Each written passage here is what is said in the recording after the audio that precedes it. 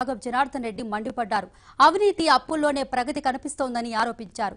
CM కుటుంబమే ఆర్థికంగా పరిపుష్టయిందన్నారు. వీటన్నింటిపైన ప్రగతి నివేదన సభలో కేసీఆర్ మాట్లాడాలని డిమాండ్ చేస్తున్న నాగం జనార్దన్ రెడ్డితో మా ప్రతినిధి నరసింగరావు ఫేస్ టు ఫేస్.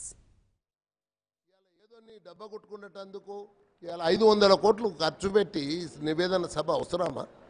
ఒక దిక్కు రైతులు వర్షాభావంతో రైతులు బాధపడతా ఉంటే నీ నివేదన ఎందుకు?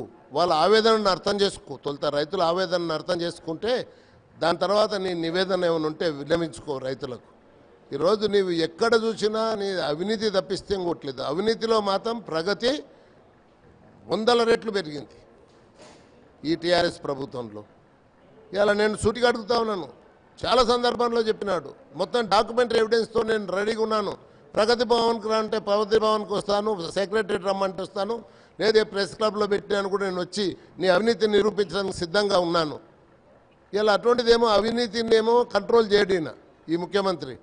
ఇవాళ దాని మీద అవినీతి ఉన్నాక ప్రగతి ఎక్కడదని అడుగుతా ఉన్నాను. అవినీతి ఇంత పెచ్చరిల్లిపోతే ఇంకా ప్రగతి ఎక్కడికి వెళ్ళి వస్తుంది? నువ్వు బంగారు తెలంగాణ మాట మర్చినవు. ఆ బంగారు తెలంగాణ పోయి ఇప్పుడు ఆఖరుకు ప్రగతి నివేదన సభకు వచ్చినావు. నీ బంగారు తెలంగాణలో బంగారం ఏమో నీ ఇంటికి పోయింది, తెలంగాణనేమో గరీబ్ తెలంగాణ చేసి పేదోళ్ళకి ఇచ్చేసినావు. అంటే మీరు అంటున్నారు కేసీఆర్కు ఓటు అడిగే హక్కే లేదు, హామీలు నెరవేర్చలేదు కాబట్టి అని మీరు అంటున్నారు. నిజంగా దమ్ముంటే రండి, హామీలు నెరవేర్చకపోతే ప్రజల్లోనే తేల్చుకుందాము. నేను కనుక హామీలు నెరవేర్చినట్లయితే ప్రజలే తీర్పునిస్తారు రండి అని నేను సవాల్ విసురుతుంటే ప్రతిపక్షాలు మాత్రం పారిపోతున్నాయి, భయపడుతున్నాయి. ఇప్పుడే ఎందుకు ఎన్నికలు ముందుకెళ్తున్నారు అనేటువంటిది వాళ్ళు డిమాండ్ చేస్తారు. మేము ఇప్పుడు ఇప్పుడే ఎందుకు అనట్లేదు, మేము ఎప్పటికైనా సిద్ధమే. ఆల్రెడీ మా ప్రెసిడెంట్ గారు చెప్పిండ్రు, రాహుల్ గాంధీ గారు కూడా స్పష్టంగా చెప్పిపోయినరు.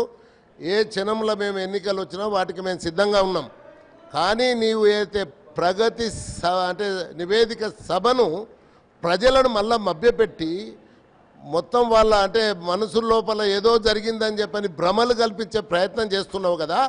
దాంట్లో నీవు ఈ 40,000 కోట్ల రూపాయలు చేసిన పనులకు కడకు గిడ్డంగులను పూర్తి చేస్తే కూడా వాటికి బిల్లులు చెల్లించలేని దుస్థితికి నువ్వు తీసుకొని పోయి నువ్వు రేపు పొద్దున 100 కోట్లు 1000 కోట్ల వాగ్దానాలు మళ్ళా గుమ్మరించి ఇవాళ నువ్వు చేసిన వాగ్దానాలు ఏమైనాయి?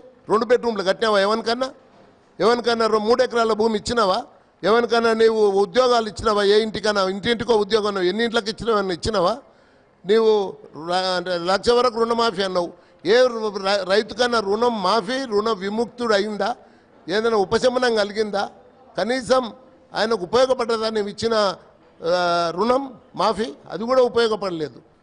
నువ్వు 5 ఏళ్ళకు నీకు అధికారం ఇచ్చిండ్రు కదా, ఓటు ఇచ్చిండ్రు కదా నీకు. మళ్ళీ 5 ఏళ్ళు నువ్వు పూర్తి చేయకుండానే నీకు ఇడ ఎవడు నిన్నేమన్నా నేను కూల్చేస్తున్నాను నీ ప్రభుత్వాన్ని. ఎందుకు నువ్వు తొందరపడుతున్నావు?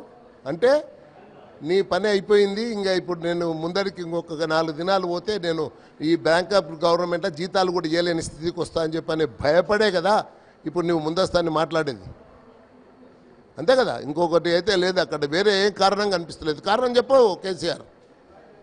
నువ్వు ముందస్తు కారణం ఏదో చెప్పు. మళ్ళీ మొత్తంగా ఎప్పుడు ఎన్నికలు వచ్చినా కానీ కాంగ్రెస్ పార్టీ తెలంగాణలో అధికారంలోకి రావడం ఖాయం. అదే సమయంలో ప్రగతి నివేదిక సభలో తాము విస్మరించినటువంటి హామీలపైన కూడా నివేదన సమర్పిస్తే బాగుంటుంది అనేటువంటి డిమాండ్ నాగం జనార్దన్ రెడ్డి చేస్తున్నారు.